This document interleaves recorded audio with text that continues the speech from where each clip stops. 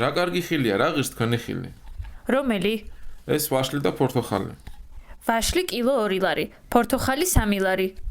1 კილო პორტოხალი და 3 კილო ვაშლი მინდა. კი ბატონო. მე 50 ლარიანი მაქვს, ხურდა გააქვთ? სხვა ფული არ გააქვთ, მე მხოლოდ 2 20 ლარიანი მაქვს. სამწუხაროდ არ მაქვს, მაშინ კიდევ 9 კილო ვაშლიც მომეცით. ძალიან კარგი, აი თქვენი ხილი და 40 ლარი. დიდი მადლობა.